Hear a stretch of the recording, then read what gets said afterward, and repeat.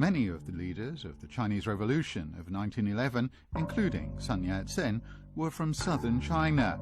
Cantonese was the primary language of many of them.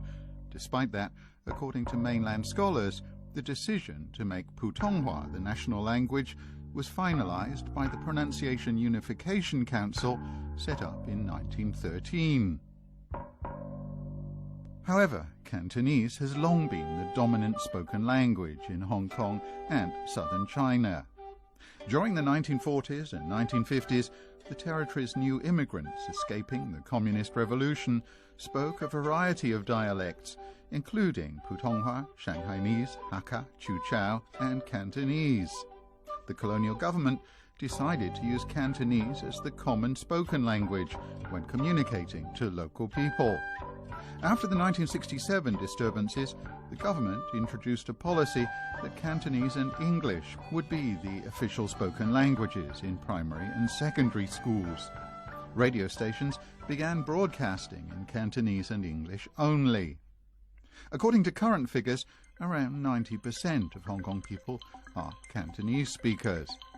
Just before the Lunar New Year holidays, the Education and Manpower Bureau published an article on its language learning support page in which it said Cantonese is a dialect, but not an officially used language in Hong Kong.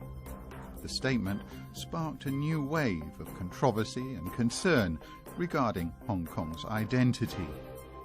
It seems that it is a stupid mistake, and on the other day, it was being corrected. And the whole page was being deleted, and the Education Bureau made an apology to the public. I think this shows that the Education Bureau found that it has no ground to make such an statement. Whether the stupid mistake reflects some kind of ideology to undermine Cantonese in long run.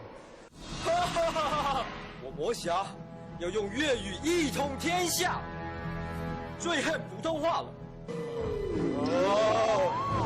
马英，马英，老爷，嘿！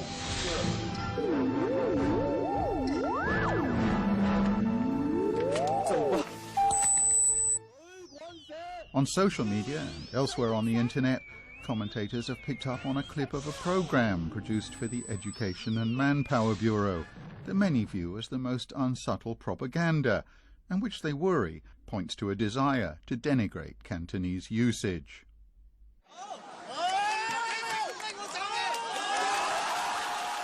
It isn't only in Hong Kong that citizens feel impelled to defend Cantonese. In mid-2010, hundreds of demonstrators marched on the street to protest over Guangzhou TV, shifting its programs from Cantonese to Putonghua. The decision had been made in response to a written proposal from the Chinese People's Political Conference that Putonghua programs should be the mainstream. Guangzhou TV finally dropped the idea in the face of the opposition.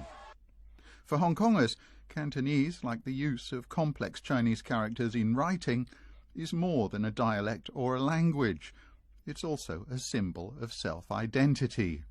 回歸之後話要兩文三語嗰陣時已經係留意到，因為你即係呢個喺外國已經係有一個咁嘅情況出現啦。好似譬如話喺新加坡啊、印尼啊，有啲地方可能係唔俾話中文嘅咁樣，或者唔俾講中文嘅都有嘅。咁其實都會驚呢樣嘢，就係收翻之後都會有呢個問題嘅。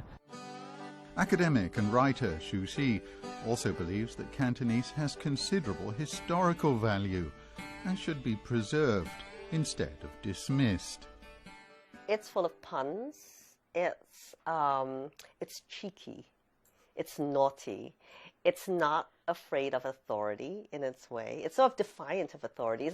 It's a little bit like the child who won't be obedient.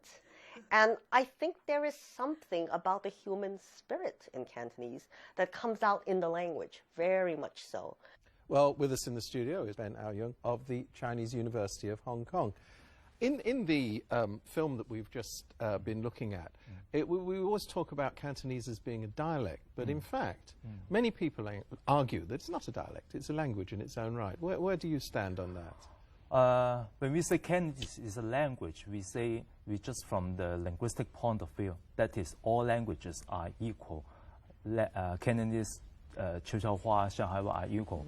But from the sake of convenience, when we want to distinguish these languages from the national language, Putonghua, we may say Cantonese is a dialect, which is only just a convenient term for us to say it, and it's just based on the geographical grounds. Right, but I mean, people in Hong Kong are very sensitive, I think it's correct to say, about Cantonese, perhaps increasingly so. Why is that? And because languages, for us, especially our mother tongue, is highly or closely related to our emotion. So if the government has said something about the language, blah, blah, blah, and our emotions will get high. And go back to the case of the Education Bureau, he said that it is an unofficial language. So when something is regarded as unofficial, our negative sense grows very rapidly. And now my language is regarded as unofficial. So this is a wrong message with respect to the cases that our chief, Mr. Leung used Cantonese as the language to voice to do the policy report, and we use language in legislative council in the debate, in the discussion, and so if it is regarded as unofficial, so how can we explain this phenomena? So are our top officials using an unofficial language to do their job? Obviously, Hong Kong will integrate further into the mainland. Do you think that the upshot of that will be the steady disappearance of Cantonese? So Cantonese will be by and large affected by Putonghua, maybe at the lexicon, at the word level. So I think we should not only conserve the language, but also we have to to vitalize our language from the Cantonese is quite a dynamic language, isn't it? Quite dynamic in the sense we have a lot of trendy expressions. For example,